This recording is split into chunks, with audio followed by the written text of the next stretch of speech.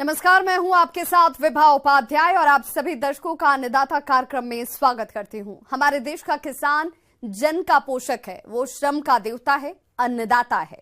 उसमें ही भारत की आत्मा निवास करती है और ऐसे ही किसानों की प्रगति के लिए हम खेती बाड़ी से जुड़ी हुई बहुत सी नई लाभकारी जानकारियां हर रोज सुबह लेकर आते हैं। तो चलिए कार्यक्रम शुरू करने से पहले देखते हैं क्या है आज के अन्नदाता में।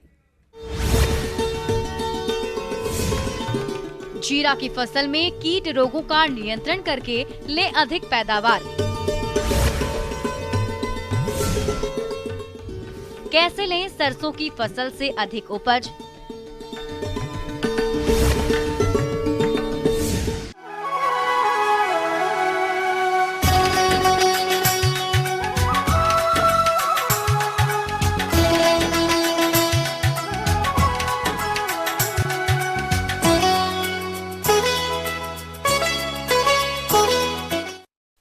जीरे का इस्तेमाल लगभग हर घर में हर दिन किसी न किसी रूप में किया जाता है और जीरे का किसानों को अच्छा बाजार भाव भी मिलता है। लेकिन इस जीरे की फसल में कीट रोगों का प्रकोप कुछ अधिक ही होता है, जो फसल को भारी नुकसान करते हैं। तो किसान भाइयों, जीरे की फसल में कौन कौन से कीट रोग लगते हैं और इनकी रोकथाम कैसे करें, देखिए हमारी एक खास रिपोर्ट।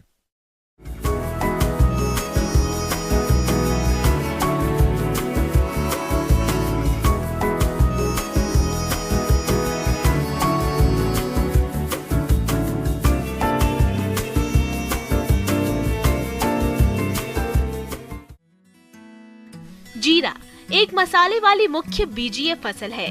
इसका उपयोग कई तरह के व्यंजनों में खुशबू उत्पन्न करने के लिए किया जाता है। इसके अलावा इसे खाने में कई तरह के उपयोग में लाया जाता है, जिसमें से कुछ लोग इसे पाउडर या भूनकर खाने में इस्तेमाल करते हैं। इसका सेवन करने से पेट संबंधी कई तरह की समस्याओं से छुटकारा मिल जाता है। भारत में इसकी खेती सबसे अधिक राजस्थान और गुजरात राज्य में की जाती है। यहाँ पर पूरे देश का कुल 80% जीरा उत्पादित किया जाता है, जिसमें से 28% जीरे का उत्पादन अकेले राजस्थान राज्य में होता है और राज्य के पश्चिमी क्षेत्र में कुल राज्य का 80% जीरा उत्पादित होता है। लेकिन अपने राज्य की औसत उपज पड़ोसी राज्य की अपेक्षा कम है, जिसका प्रमुख कारण फसल में लगने वाले कीट और रोग हैं, जिनका समय पर नियंत्रण न करने पर किसान भाइयों को कम उपज की प्राप्ति होती है। इसलिए आज हम बात करने जा रहे हैं जीरे की फसल में लगने वाले प्रमुख कीट और रोग की। तो जीरे की फसल में जिस कीट का प्रकोप अधिक देखने में आता है वो है माहू, जिसे हमारे कुछ किसान भाई मोयला, चैंपा जैसे नामों से जानते हैं। इस कीट का सबसे अधिक प्रकोप फूल आने की अवस्था पर होता है और ये कीट पौधों के कोमल भागों का रस चूसकर फसल को नुकसान पहुंचाते हैं, जिससे फसल से मिलने वाली उपज और उसकी गुणवत्ता पर विपरीत असर पड़ता है, जिस कारण किसान भाइयों को आर्थिक हानि का सामना करना पड़ता है। तो इस तरह के नुकसान से बचने के लिए आप नीम तेल 5 मिलीलीटर प्रति लीटर पानी में घोलकर फसल पर छिड़काव कर दें, जिससे आप इस कीट पर काफी हद तक नियंत्रण पा लेंगे। लेकिन यदि आपकी फसल में इस कीट का प्रकोप ज्यादा देखने में आ रहा है, तो फिर आप इस कीट के रासायनिक नियंत्रण के लिए इमिडाक्लोप्रिड की 0.5 लीटर मात्रा प्रति लीटर पानी या एसीफेट की 750 ग्राम मात्रा 500 लीटर पानी में घोल बनाकर प्रति हेक्टेयर फसल पर छिड़काव कर दें और आवश्यकता पड़ने पर 10 से 15 दिन बाद दूसरा छिड़काव कर दें, जिससे आप इस कीट पर नियंत्रण पा लेंगे। किसान भाइयों, अब बात करते हैं रोग नियंत्रण की। तो जीरा की फसल को जिस रोग से अधिक नुकसान होता है वो है झुलसा रोग। ये एक कवक जनित रोग है, जिसका प्रकोप फसल में पुष्पन शुरू होने के बाद अगर आकाश में बादल छाए हो और नमी बढ़ जाए, तब इस रोग के फसल में आने की संभावना काफी बढ़ जाती है। इस रोग में पौधों की पत्तियों और तनों पर गहरे भूरे रंग के धब्बे बन जाते हैं और पौधों के सिरे झुके से नजर आते हैं। इसके अलावा रोग की उग्र अवस्था में रोगी पत्तियां झुलसी हुई दिखाई देती हैं।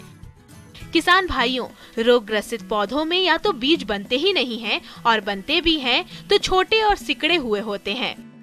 इस रोग के अधिक प्रकोप की स्थिति में पूरी फसल झुलसकर मर जाती है। अनुकूल वातावरण होने पर ये रोग इतनी तेजी से फैलता है कि फसल को बचाना लगभग मुश्किल हो जाता है।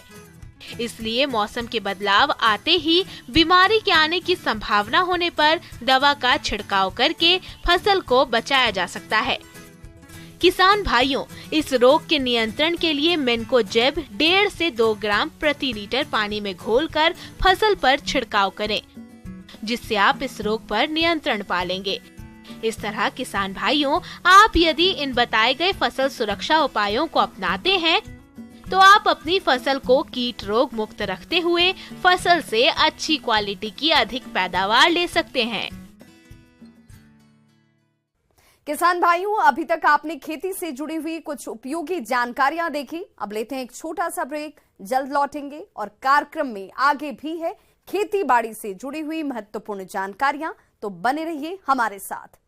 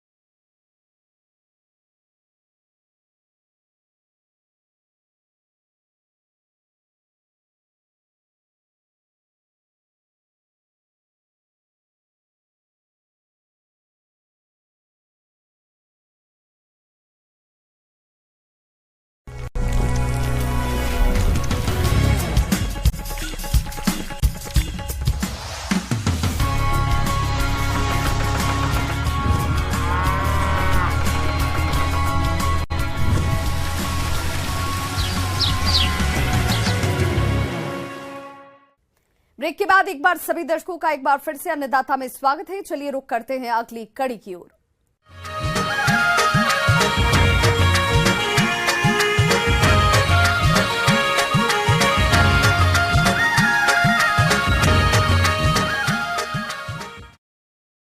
हमारे जिन किसान भाइयों ने सरसों की फसल लगा रखी है, उनकी फसल अभी फूल और फलियों की अवस्था पर है। तो इस फसल से अच्छी उपज लेने के लिए जरूरी है कि फसल में किए जाने वाले कार्यों को सही तरीके से किया जाए। अगर फसल प्रबंधन ठीक से नहीं होगा तो उपज में कमी आएगी। इसलिए आप कैसे करें सरसों की फसल में किए जाने वाले कार्य को, इसके बारे में जानकारी दे रहे हैं विषय विशेषज्ञ रामेंद्र कुमार सिंह।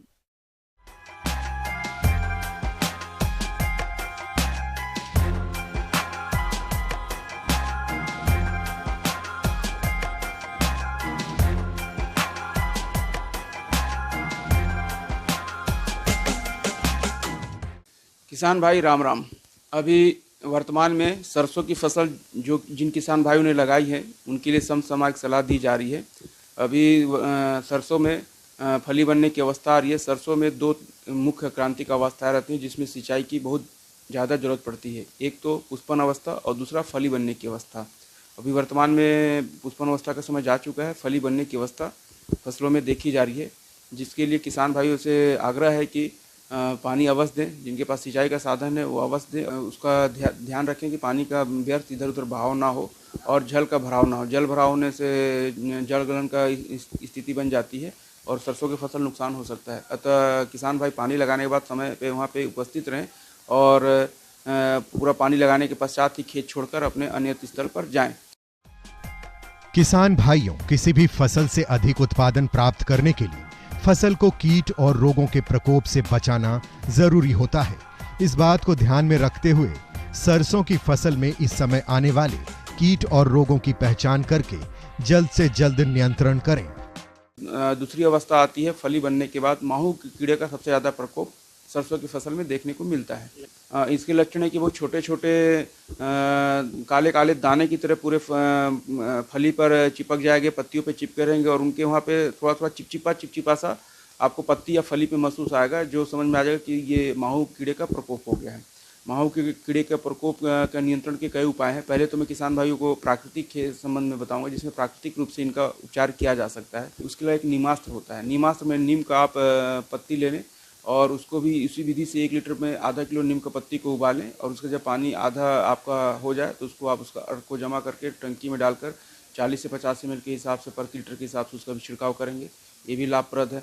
अगर इन दोनों उपाय अपनाने के पश्चात भी अगर रोकथाम नहीं होता है तब किसान भाई जाकर रासायनिक दवा को उपयोग करें। रासायनिक दवा इसमें सिस्टमेटिक दवा जो होता है इमिडाक्लोपीड 1 ml प्रति लीटर के हिसाब से अथवा थाइमोथेक्साम ये 0.5 ग्राम प्रति लीटर के हिसाब से इसका छिड़काव करें, जिससे कि माहू कीट का प्रकोप रोका जा सकता है।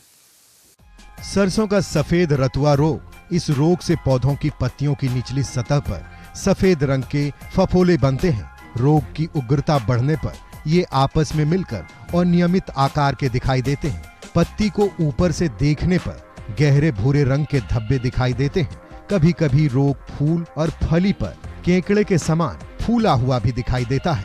इस रोग के नियंत्रण के लिए बीजों को उपचार करके ही बुआई करना चाहिए।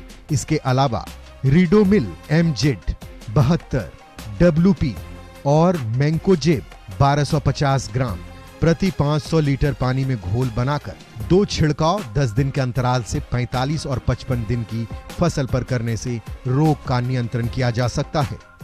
और जनवरी माह के अंतिम और फरवरी के शुरुआत में ही अचानक से टेम्परेचर ऊपर की ओर जाता है, जिससे सरसों का फसल की पत्तियां गिरने लगती हैं और उस समय एक बहुत ही बृहद बीमारी आता है, उसका नाम है पाउडरी मिल्ड्यू। इसका पहचान ये है कि आपके पत्तियों पे और पौधे के आसपास सफ़ेद सफ़ेद स्पॉट दिखेगा, भुभुतिया टाइप का एक पाउडर चूर्ण दिखेगा, तो समझ लीजिए कि पाउडरी मिल्ड्यू का प्रकोप हो चुका है। इसके रोकथाम के लिए जैसे ही आपको प्रथम स्टेज में उसका सफ़ेद सफ़ेद दिखते हैं, उसमें से आपको सल्फर युक्त फफूंदनाशक, गंधक युक्त फफूंदनाशक दवा का उपयोग करना है, छिड़काव करें, जिससे कि पाउडरी मिल्ड्यू बीमारी से फसलों को रोका जा सकता है।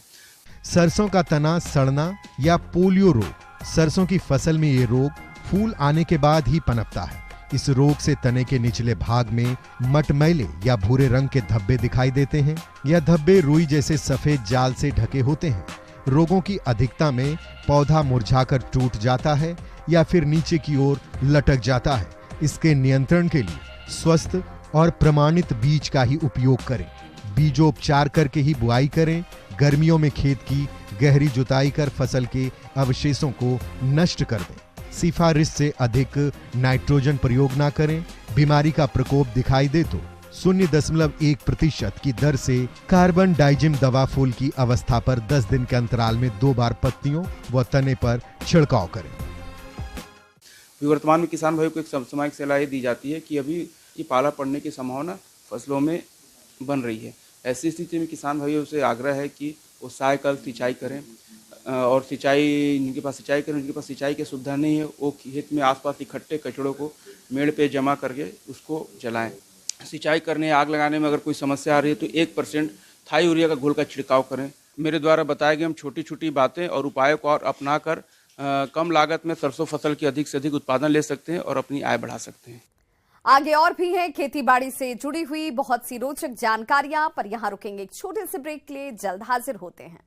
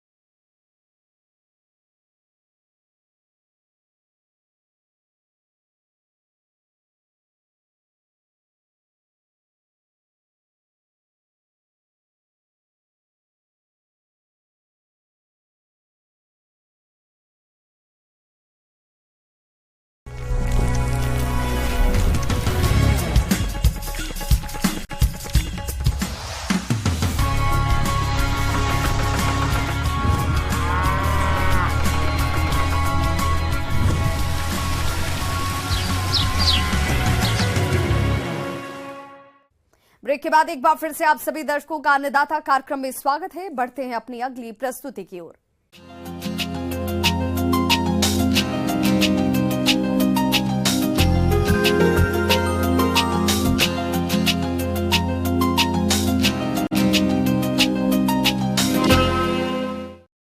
किसान भाइयों, आम की बागवानी अपने राज्य के दक्षिणी पूर्वी भाग में मुख्य रूप से की जाती है और किसान आम के बागों से अच्छी आय भी कमाते हैं। लेकिन आम के बागों में माल फॉर्मेशन यानी कि गुच्छा रोग की समस्या मुख्य रूप से देखने को मिलती है, जिससे आम के बागों में भारी नुकसान होता है। तो किसान इस रोग की पहचान कैसे करें और इसकी रोकथाम के लिए किन किन उपायों को अपनाएं, इस बारे में बता रहे हैं पौध रोग वैज्ञानिक डॉक्टर मनोज वर्णवाल।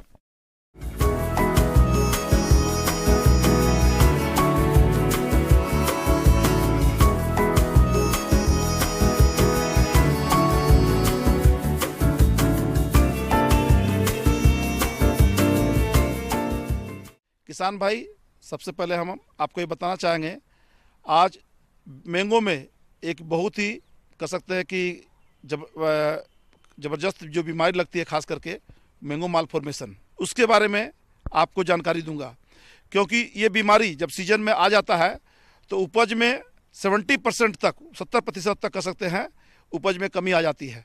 तो मैंगो माल फॉर्मेशन वास्तव में इसके कई कारक है, जिसके कारण से ये मैंगो माल फॉर्मेशन खास करके मैंगो में देखने को मिलता है। सही अर्थ में पूछा जाए तो मैंगो माल फॉर्मेशन फफूंद के द्वारा भी होता है, मैंगो माल फॉर्मेशन वायरस के इन्फेक्शन के कारण भी होता है, मैंगो माल फॉर्मेशन माइट के अटैक के कारण भी होता है। तो इसके कई कारक है, इस तरह से कह सकते हैं कि मैंगो माल फॉर्मेशन के कई कारक हैं जिसके कारण से मैंगो माल फॉर्मेशन होता है। मैंगो माल फॉर्मेशन में जनरली फफूंद के कारण देखा गया होता है। ये फफूंद जो फ्यूजेरियम नामक एक फफूंद है, फ्यूजेरियम मोनलीफॉर्मी, उसी फफूंद के कारण से ये बीमारी देखने को खास करके मिलती है। आम का गुच्छा रोग आम के वृक्षों पर होने वाला एक रोग है। प्रायः इस रोग के कारकों में फुजेरियम नामक फफूंद के कारण होता है, किंतु अनेक विशेषज्ञों का मत है कि इस रोग का कारण पौधे में होने वाले हार्मोन का असंतुलन है। गुच्छा रोग से ग्रसित आम के पेड़ में पत्तियों एवं फूलों में असामान्य वृद्धि एवं फल विकास अवरुद्ध हो जाता है। इस रोग के कारण आम के उत्पादन में कमी होती है। आम की टहनी पर एक पट्टी के स्थान पर अनगिनत छोटी छोटी पत्तियों का गुच्छा बन जाना, तने की गांठों के बीच अंतराल अत्यधिक कम हो जाना, पत्तियों का कड़ा हो जाना, बाद में यह गुच्छा नीचे की ओर झुक जाता है जो बंची टॉप जैसा दिखता है।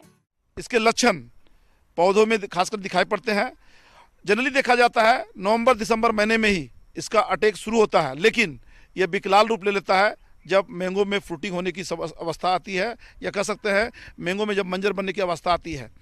उस समय जनरली देखा जाता है कि खास करके इसके फूल में, फूल मतलब कहने का मतलब है जहाँ पर नए नए जिसको जो फूल निकलते हैं, या कसते जहाँ नया नया उसका जो मंजर आता है, उस जगह वो ज़्यादा देखने को मिलता है। जैसा कि नाम से क्लियर है, मैंगो माल फॉर्मेशन, मैंगो के जो माल फॉर्मेशन जो हो रहा है, या कह सकते हैं जो भी जहाँ मंजर बनता है उसी में कुछ काले काले जैसे लगता है कि झुंड में खुद दिखाई पड़ रहा है, जिसके कारण से उपज में भारी कमी आती है। इसके कारण से देखा गया है जो सूट है, खास करके जो उसके तने जो कह सकते हैं जिसमें कि जो मंजर लगता है, उसमें उसका नॉर्मल ग्रोथ नहीं हो पाता है। तो सूट जनरली जो बोलते हैं हम लोग हैं, उस सूट का नॉर्मल ग्रोथ नहीं होता है, या कह सकते हैं दो इंटरनोड का जो दूरी है वो धीरे धीरे कम हो जाता है इस मैंगो माल फॉर्मेशन के कारण से। और ठीक से पत्ते भी अच्छे नहीं बन पाते हैं, पत्ता का साइज भी छोटा हो जाता है। फूल उसमें जो फूल काला काला फंगस के रूप ले लेता है, या कसते काला काला पदार्थ के रूप में उसका रूप ले लेता है, जिसके कारण से मंजर बनते नहीं हैं। तो इस तरह से मैंगो माल फॉर्मेशन जो खासकर देखा गया है फ्लोरल पार्ट पे होता है, जनरली देखने को मिलता है, या फूल वाला भाग जो होता है खास करके। तो उसके कारण से ठीक से आम बन नहीं पाता है, और कह सकते हैं कि इस तरह से उपज में भारी कमी आ जाती है। आम के पौधों को गुच्छा रोग से बचाने के लिए रोगग्रस्त पुष्पों की मंजरियों को 30 से 40 सेंटीमीटर नीचे से कटाई कर दे और जमीन में गड्ढा खोदकर दबा दे। रोपाई करने से पहले रोग मुक्त पौधों का चयन करें। प्रारंभिक अवस्था में जनवरी फरवरी माह में ग्रसित पुष्पों बौर को तोड़ दे एवं अधिक प्रकोप होने पर NAA 200 ppm की 900 मिलीलीटर प्रति 200 लीटर पानी में घोलकर छिड़काव कर लें। तो अब इसके निदान के बारे में मैं आपको किसान भाई बताना चाहूँगा। मैंगो माल फॉर्मेशन जनरली जो होता है, हम लोग को समय पर इंसेक्टिसाइड का छिड़काव करना चाहिए। तो जिनके पास में आम का ऑर्चर्ड है, जिस किसान के पास में, उनको नवंबर महीना से ही उसमें दवा का छिड़काव स्टार्ट कर देना चाहिए। तो हम इसलिए सलाह देते हैं हम लोग कि खास करके इमिडाक्लोप्रिड 1 ml प्रति 2 लीटर पानी है, डाइक्लोरोवोस इंसेक्टिसाइड है, उसका भी कह सकते हैं कि 1 ml प्रति लीटर पानी में घोल बना करके छिड़काव करने से आराम से हम कह सकते हैं कि मैंगो मालफॉर्मेशन को कंट्रोल किया जा सकता है। या इसके अलावा हम लोग कुछ इसमें फफूंदनाशी का भी सलाह देते हैं स्प्रे करने के लिए। उसके लिए जनरली हम लोग बोलते हैं कि बेबिस्टिन नामक दवा आधा ग्राम से 1 ग्राम दवा प्रति लीटर पानी में घोल बनाना चाहिए, उसका छिड़काव करके मैंगो मालफॉर्मेशन को बहुत हद तक कंट्रोल किया जा सकता है।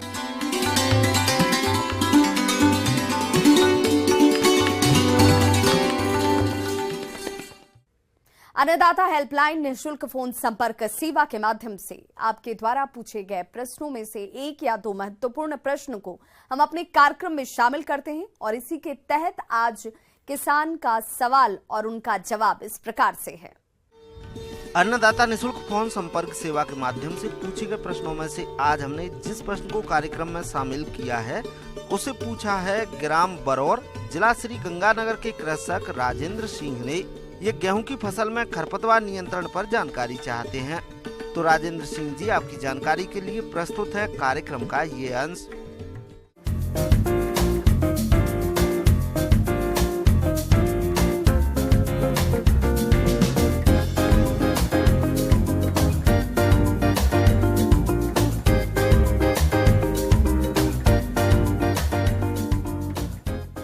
किसान भाइयों, गेहूं में जो है सो समेकित खरपतवार नियंत्रण जो है सो अच्छा पैदावार लेने के लिए जो है हम लोग को बहुत जरूरी है। खरपतवार वह पौधा है जो किसी भी परिस्थिति में कृषि के लिए लाभदायक की तुलना में अधिक हानिकारक होता है तथा पैदावार कम हो जाती है।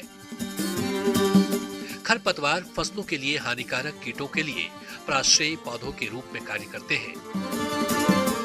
इसके अलावा फसल कटाई के समय परिपक्व खरपतवार भी साथ में आ जाते हैं और उत्पादन की गुणवत्ता को भी प्रभावित करते हैं।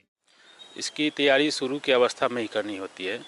जिस समय अगर किसान भाई का खेत खाली है, उस समय अगर खेत में खरपतवार है तो उसको जो है सो रासायनिक विधि से हम लोग जो है शुरू की अवस्था में ही कंट्रोल कर सकते हैं। जैसे कि किसान भाई जुताई से पहले अगर खरपतवार खेत में दिखता है, दवा का स्प्रे कर सकते हैं।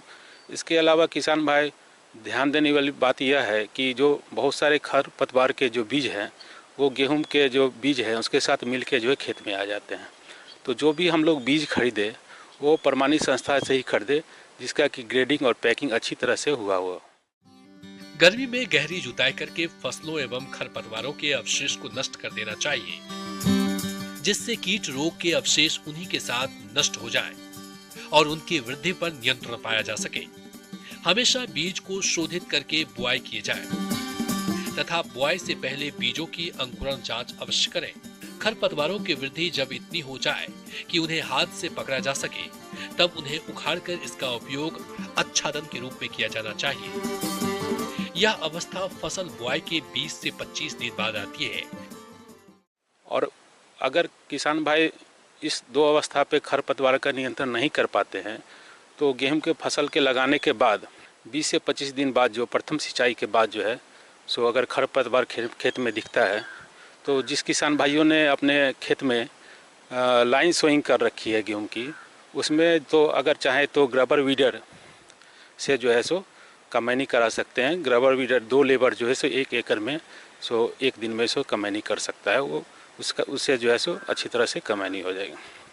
उसके अलावा किसान भाई जो है सो खरपतवार नियंत्रण के लिए जैसे रासायनिक विधि है, तो जैसे हम लोग गेहूं की बुआई कर लेते हैं, उसके बाद अगर हम लोग चाहते हैं कि खरपतवार का खेत में नहीं उगे, उसके नियंत्रण के लिए हम लोग जो है सो पेंडिमेथिलिन दवा है उसको जो है सो बुआई के 72 घंटे के भीतर जो है सो खेत में स्प्रे कर सकते हैं। इसका जो डोज है 5 से 6 ml प्रति लीटर के हिसाब से हम लोग जो है उपयोग कर सकते हैं। चौड़ी पत्ती के लिए अगर चौड़ी पत्ती वाली खरपतवार अगर खेत में दिखते हैं तो उसके लिए जो है सो हम लोग को रासायनिक विधि से जो है सो दवा जो है सो कार्बेंडाजोल जो है सो 20 ग्राम प्रति एकड़ के हिसाब से जो है सो हम लोग खेत में यूज करके चौड़ी पत्ती वाली खरपतवार को नष्ट कर सकते हैं। इसके अलावा जो सकरी पत्ती है उसके लिए जो है सो सल्फोसल्फ्यूरॉन और मेटसल्फ्यूरॉन का जो है दवा का कंपोजिशन जो है खेत में जो है 16 ग्राम प्रति एकड़ के हिसाब से जो है सो खेत में छिड़काव करके जो है सकरी पत्ती की जो खरपतवार है उसको कंट्रोल कर सकते हैं। इसके अलावा सल्फोसल्फ्यूरॉन और मेटसल्फ्यूरॉन का भी स्प्रे करके कंट्रोल कर सकते हैं। इसके अलावा किसान भाई जो है सो खेत में जो है सो उर्वरक जो है उसकी सही मात्रा में उपयोग करें। देखा यह जाता है किसान भाई जो है सो उर्वरक जो है सो अधिक मात्रा में उपयोग करने के कारण जिस उर्वरक की जितनी मात्रा फसल को लेने रहती है वो ले लेते हैं, बाकी जो है सो वो खरपतवार के बढ़ावा में जो है सो योगदान देते हैं। इसलिए हम लोग जो है सो गेहूं का बीज जैसे ही बोए उससे पहले अपने मिट्टी का जो जांच अवश्य करा ले। इससे हम लोग को पता चल जाएगा कि कितना पोषक तत्व जो है सो मिट्टी में ऑलरेडी प्रेजेंट है और कितनी की आवश्यकता है। जितनी की आवश्यकता है उतना ही डालें, उसके अलावा डालने का जो है सो कोई ज़रूरत नहीं है।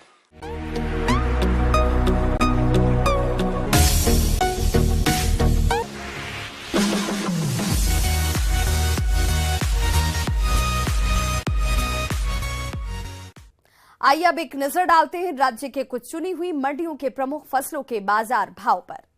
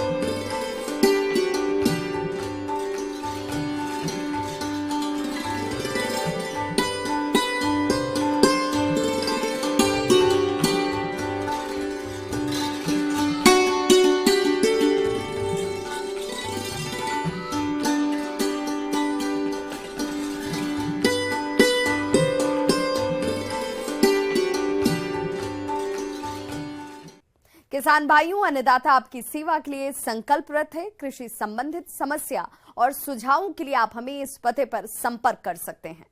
प्रोड्यूसर अन्नदाता, news 18 Rajasthan, Ramoji film city, Hyderabad 501512। साथ ही आप हमें ईमेल भी कर सकते हैं। हमारा ईमेल है p18annadatarajasthan@nw18.com। इसके अतिरिक्त आप हमें निःशुल्क हेल्पलाइन नंबर 1800889216 पर सोमवार से शनिवार सुबह 10 बजे से शाम 4 बजे के बीच संपर्क भी कर सकते हैं। किसान भाइयों, अब समय हो रहा है आपसे विदा